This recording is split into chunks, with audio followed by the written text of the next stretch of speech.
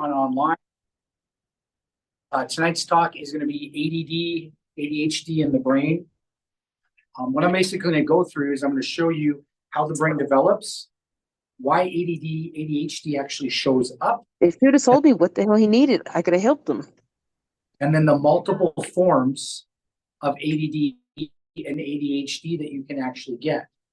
There are more than one form. They're in different regions in the brain, and they can cause various symptoms. And there's also, if I have time, another form of stress management that will look just like ADD, but is not ADD.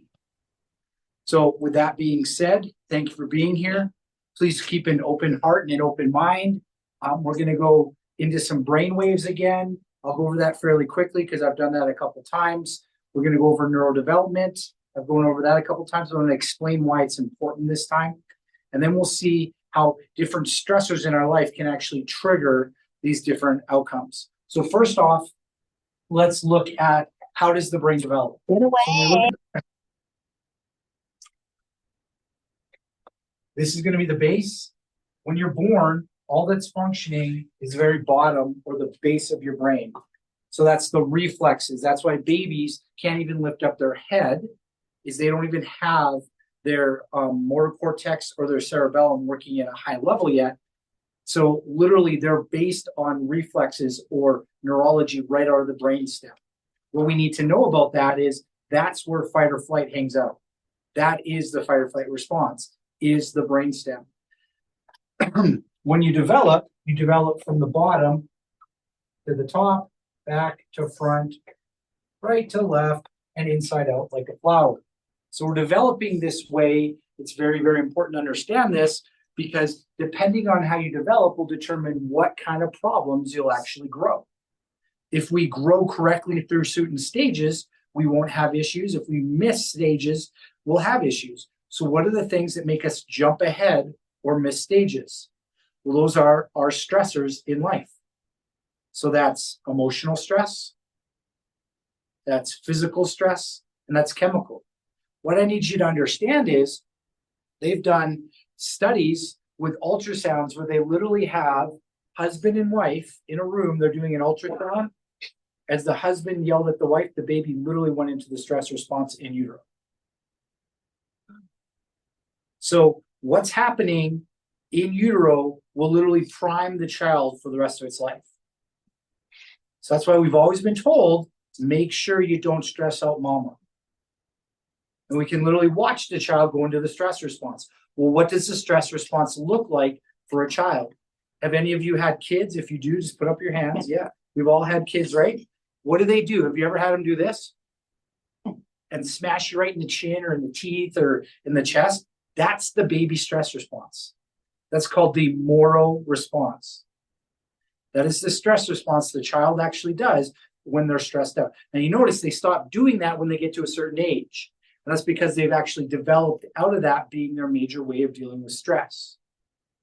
But that response is literally telling you baby person is in the protective state. Now, what does that turn into when we're adults? That turns into fight or flight. That turns into high blood pressure. That turns into high glucose levels. That turns into cortisol issues. That turns into fast breathing. That turns into tight muscles. It turns into our immune system being overstimulated. Does it make sense? So how does this work? We're going to look, the big development that we want to look at for common ADD, the most common form of ADD, is how does the brain develop from the bottom to the top? Now, when we talk about that top of the brain, if we look from the bottom down, so we're looking basically at my head like this, we're going to be talking about the middle area of your brain. Has anybody heard of the word homunculus before? The homunculus is how the body maps itself in the brain. If you look it up online, you'll see this funky picture of this guy with really big hands, really big feet, big lips and tongue and smaller parts, and it's how many neurons are used for different parts of your body. So we'll see the hands and the feet are really, really big, and they're putting a lot of information in, as well as the tongues and so forth. So that area in the body is controlling movement. Now, movement is really important because that's how we're actually going to process stress, is through movement. So think about when I'm stressed out, what do I want to do? What pattern do I want to use? The first way that we learn to deal with stress is actually through movement. So developmentally, what happens is we're in brainstem, so we're in fight or flight, so we're either angry or happy. Then we start moving, we start crawling, and we have more of that motor cortex turning on. But the big kahuna, the big change happens when you stand up. Then the frontal lobe literally comes online. So baby stands up, they start walking, and within 2 to 6 months after that, they start talking, because that's when the frontal lobe literally comes online. So if you have baby crawl the whole time, we got problems. The frontal lobe won't turn on, and we're going to have some developmental issues. We're going to miss stages. So the important thing here is this part right here is this part right here. So the very top of the brain here is the part of the brain right here. So it's the movement center in the brain, but it's also where we see common ADD. So common ADD only resides right here in the middle part of the brain. But remember how I said that part of the brain is related to movement. So if we wanted to stimulate that part of the brain, what do you think we do? We move. Yeah, we exercise, we move. So what is a common symptom that we see in children who have ADD or ADHD? They move. Constantly. They move a lot. So let's think about this. The body does nothing by accident. Why would the body want to move? If we just said movement stimulates this part of the brain, what do we think the problem in that part of the brain would be then? Would it be over or understimulated? It's actually understimulated. So this part of the brain is understimulated. So the movement is a self-medicating behavior to make them feel calm. The worst thing you can do with an ADHD kid is make them not move, because then they can't calm themselves, and then they become angry because they cannot actually take care of themselves, because this part of the brain is weak and their movement makes them feel calm. So how does this show up? Developmentally, they become stressed out somehow. Maybe they have an allele or an HLA-DQ, which is basically a genetic predisposition to react to gluten. When they eat gluten, it causes inflammation and stops that part of the brain from working correctly. Or maybe they have a dairy problem and it causes inflammation, causes that part of the brain to not work correctly. Or maybe they fell off a tree when they were 2 or 3 or 4 or different things like that. They had a trauma. Or maybe mom and dad fight a lot, and they just didn't get that developmental stage to work correctly. Those are all things that can cause that, but in adults, we'll see it show up as well. So in adult and developmentally, it'll show up as, I don't want to deal with it, I'm going to forget it. Now here's the problem with this part of the brain. This is also where your short-term memory is. So I don't want to deal with the fact that somebody said something mean to me, so I'm just going to shut my brain off. That means you slow that part of the brain down. Well, that's okay for a day, but what if that becomes the way you deal with everything? I slow my brain down. I slow my brain down. So with children with ADD and ADHD, it's the same response. It's just that ADD slows down and ADHD slows down even more.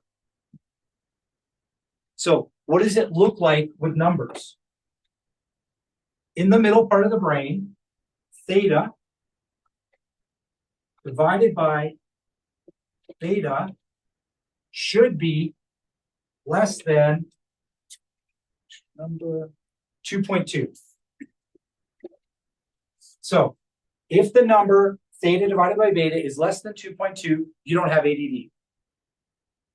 If it's greater than 2.2, you have ADD. If it's greater than, I believe it's 3.0. Yeah, 3.0, you have ADHD. So what happens? These are literally standalone areas that we can actually see what's going on. So stressed out, I don't want to deal with reality. I'm going to slow everything down so I don't have to deal with it. If I do that for 15 minutes, it's fine. I don't have to deal with it.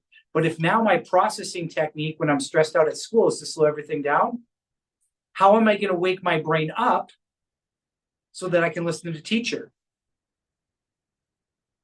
I got to literally move to stimulate the top of my brain so that I am actually moving faster. So what happens with ADD and ADHD, they push up theta. They actually make their brain fall asleep. That's common ADD. Their brain falls asleep when they're stressed out. And they have to move to stimulate it.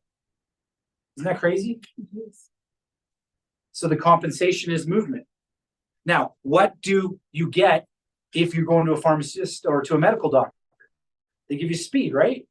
Well, what does speed do? It drives up beta. So it actually makes them feel good. The problem is it drives up beta everywhere. So it drives up stress throughout the whole brain, not just the top of the brain, the whole brain. So if they have anxiety, now they have hyperanxiety. If they have racing thoughts, now they have hyper racing thoughts. But the ADD goes down. Does it make sense? So if you stress out, give them a stimulant, they have common ADD, they feel better. So what is another thing we commonly hear people with ADD say that makes them feel calm? Coffee. Coffee drives up beta, makes the frequency come down, so the ratio comes down. Now they feel calm. So the stimulant will help them in a short period of time, but long term, it's making them stressed out. It will literally drive disease and dysfunction. Does it make sense? Now, so basically what happens is in the ADD and ADHD child or person or adult or whoever it is, I'm going to go off and come back here for a tangent. If they tell you you'll grow out of it, it's not what you grow out of it. You'll be an ADD adult. You don't grow out of this. This is a habit. This is a pattern. The only way you're going to get rid of it is to actually train the brain. If you want the child to do better, let them move. Put them in sports. Let them do stuff. If you're going to actually train them, get their brain trained. If you put them on a stimulant, you're just going to drive more stress, but they're going to be calm. Their ADD is going to be gone, but now their self-medicating behavior is going to go off the charts. So now they're going to start becoming addicted to whatever, drugs, alcohol, video games, food, whatever it is. Because beta in the back of the brain makes self-medication and anxiety and racing thoughts and poor stress tolerance and suicidal tendencies and all those things get worse. So if you don't know what is going on with the architecture of the brain and you give a stimulant to it, you can make everything worse. If all they have is one problem, it can make it better. I get all the kids that obviously the drugs don't work. They all come in. Most of them don't have common ADD. I get maybe 1 out of every 100 has common ADD. There's another form of ADD that is the really scary kind. And it's called pernicious. So basically this form of ADD is the form of ADD that the harder you try, the more theta you make. So what do you think happens is the harder you try, the more your brain falls asleep. That's scary, right? So this form of ADD, it's called under-task ADD. So under-task, their brain falls more asleep. Most people, the harder you try, the more your brain will actually speed up. Well, with this form, we can test it. What we do is we have them read a book, open and close their eyes and see what happens. Do you produce more of the slow sleep brainwave? Because theta is literally sleep. So you make more theta, you're actually falling asleep. You make more beta, you're fine, you're awake. So they try hard, their brain falls asleep. So it literally means the harder they try, the more they forget. This is the form that I'd love to get rid of. This is the form that I'd love to scan every kid in Denver schools or any school that they're in and go, this kid has this, take care of it now, or this child will. And I'm going to say this based on research, not based on anything else, will turn into a criminal because 95% of everybody in jail has that form of ADD. Isn't that crazy? No, I think it's crazy because we can fix it. It would be frustrating. Yeah. And it would create more anxiety in yourself about yourself. So you can see how it could lead to low self-esteem and more than low self-esteem. I can't do anything. So how am I going to be able to eat, How am I going to be able to take it? The harder I try, the worse I do. So Yeah. what's the point of trying? Because our whole system is based on reinforcement. So somehow you need to produce. So that's how we get that problem. We found that out by the fellow I follow who taught me this. He went into the jails and literally he scanned 2,000 people, and 95% of all of them had that exact form of ADD. So if we can get a kid early, we can literally stop it. If we let it progress, it will turn into that child is not going to be able to get through school. They're not going to be able to achieve. So that's one of the forms we want to stop. We want to get those children early and change it. If you can change the child's brain before 10, you can literally get rid of it forever. Because before 10, you can actually re-hardwire the brain. You can make the gray matter different. After 10, you can help them, but it's harder. So that's why I love looking at kids, because if we can get it before 10, literally it's a different person. After 10, it's hard. We can still help them, but it gets harder and harder and harder because the brain becomes more and more hardwired. So that's why you don't want to miss stages. So what happens is child grows up in an abusive home or is neglected or whatever. And this is the whole nature versus nurture stuff. You actually miss stages of development. So children can actually miss stages of social development, can miss stages of cognitive development. And that's why when we test people, we test, how do you perceive the world? Can you actually perceive it through feeling? Can you perceive it through hearing? Can you perceive it through seeing? How do you see it? And a lot of people will have seeing or hearing, but they'll miss other ones. The ones that are really sick, like the autistic children, they don't have any of them. Or they might have one. So I have a child right now, I tested, and he had one processing technique, and it was only fine motor. That means when you spoke to him, he couldn't even hear. He was like Charlie Brown. He could barely understand what was going on. You stressed him out by trying to, and a lot of us have been taught this, use gross motor movement to calm the child down, touch the back. It actually triggered stress in the child.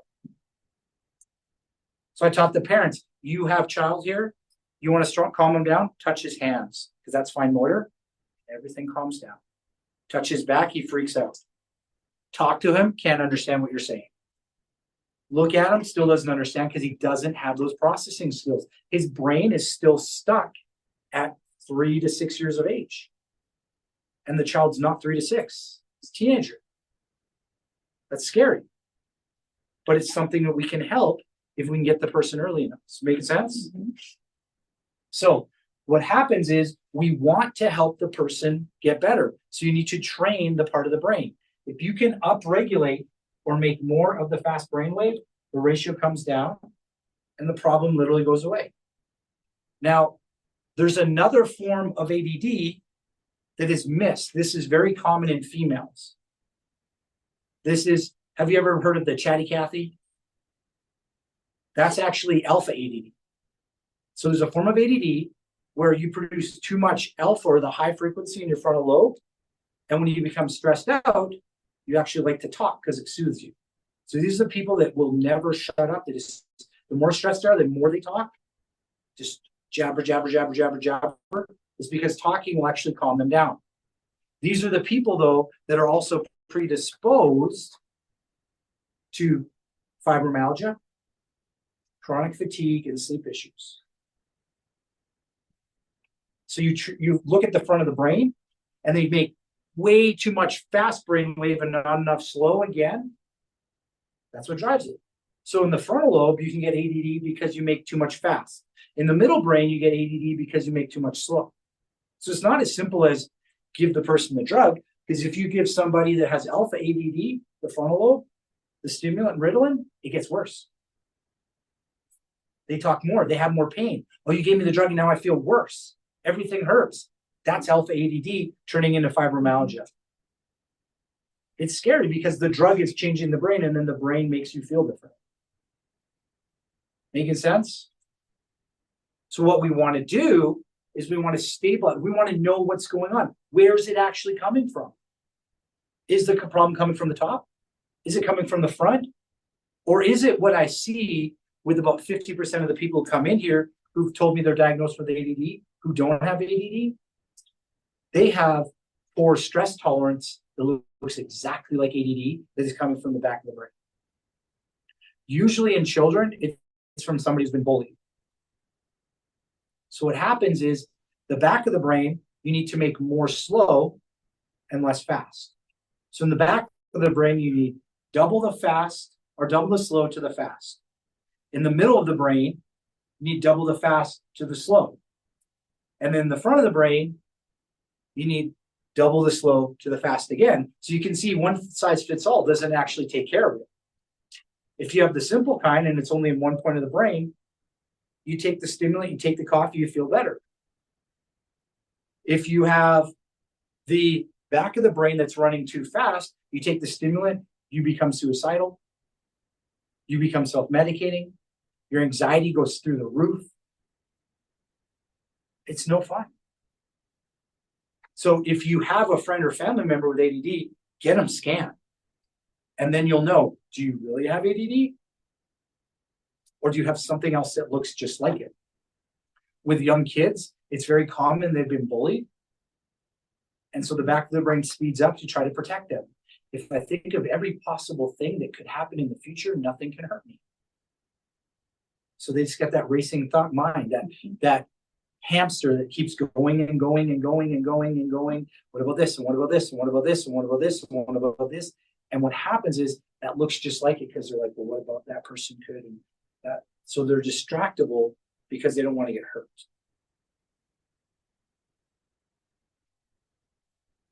So you have to know. And if you know, you can help. But if you don't know, you're just guessing. And that's scary because there's so many side effects that can show up. You give the person stimulants, frontal lobe is the problem. Now they have chronic pain and can't get out of bed. And fatigue all the time and can't sleep. You give it to the person on the top of the brain, they're better. You give it to the person in the back of the brain, now they become suicidal. Now they start self-medicating. Drugs, sex, alcohol, whatever it is. Now they have severe inability to calm themselves and can't sleep as well. But if you know what you're dealing with, you can go, yes, this stimulant will help simple ADD. Or no, the stimulant will not help this or this or this. And that's what I commonly see is the people that have the other forms, because most people have tried the stimulants. So if you look at what I was showing you, two of the three regions, I'm not good with fingers today. Two of the three regions, the stimulant makes everything worse. So scan, then take care of that. If you just start throwing pills at them, you can make everything worse. A lot worse. Do we have any questions? So I was not diagnosed until I was 15. It was like standard ADD, but I have internalized OCD that was not diagnosed until after a lot of trauma as an adult. But I definitely always had it because I was like punished for overthinking. I had like a combination of what you're saying, the alpha and the stress, and I was bullied and all of that. But also Ritalin, when they first put me on it, I hated it. I would take it, try to get in college, same thing. So again, pain and fibromyalgia and all of that. Yeah. So you're basically, so what we're hearing here is one of our people is stating that I lived through what you just told me. When I take a stimulant like Ritalin, I get pain.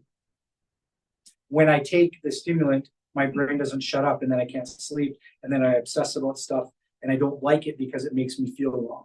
Is that correct? Yeah, and then like Adderall as in like way after trauma, like in my 30s, better for if I was like focusing on working or something. So after the school years, but it's still problematic. It's not something I can like. So again, the pharmaceuticals have a global effect. They don't pinpoint. And also addiction and all that. Not to that, but so the statement is also you'll deal with addiction things because that back of the brain will race forward. So that's the scary part is that if you don't know what you're taking care of as a physician, you can make everything worse. And the standard protocol though is give them the stimulant. Give them the stimulant. You have these symptoms. And it's scary what the questionnaires are is that Teacher is given a bunch of questions, fill it out. If they have these symptoms, now you have ADD. And most people aren't aware of this. And I was actually taught this by teachers. The more children that are diagnosed with ADD, the more money the school gets. So you actually get more rewarded for having more kids so that you can get more XYZ for the school. Well, it's an attempt to help. It's an attempt to help, but you're reinforcing a thing that can Yeah. actually cause a detrimental effect. So a lot of kids can be misdiagnosed just because teacher needs to get a teacher's name. The teacher that I was talking to, she was in Arizona, and she said 80% of all kids were diagnosed with ADD when she was there. My mom worked at a very bougie private school, and her kids were so over medicated. And of course, the parents were like, my child's perfect. It was like one of those things, and you're not allowed to like talk back to them because they're so rich and they're paying so much. Mhm. But like she knew that so kids were supposed to be. Mhm. For some of them, just need to move, like you said, or Yeah. Understandable. So the takeaway is this: if you think that your friend or family member has the problem, an ADD or ADHD, get the brain test, get the EEG done, and then you'll know. And if you have common ADD, I'll let you know straight up. Yes, a simple stimulant can help you, but we don't have to let you get on something that can have side effects. There are other things that we can give you. We have a product called Catechistim that is a natural way to increase. Or you can just actually train the brain and make the problem go away. But if you have the other forms, it's scary, because if you have the back of the brain, the poor stress management forms, that child now on a stimulant will now become suicidal, can now become the school shooters, can now become the kids that start doing the crazy things, because their brain is not calm. I've talked to many of these children. They say, yes, every day between 3 and 4, the drug tells me to kill myself. And that's literally the stress management going up, up, up, up, up. Can't deal with it. The drug kicking in and the poor stress management getting harder and harder. So there's a lot of things that people aren't aware of. So get them checked. Just get them checked, and then you'll know. Is it something simple, or is it something bigger that we actually need to help them with? So I want to thank you all for being here. Think of that friend or family member that's maybe deciding to take something or is not like what they're taking, and let them know there's another way. There's a way where you can actually be the light for them and help them feel like there is a way out. There is a way. There is possibilities to get better. Thank you guys, and have a good night.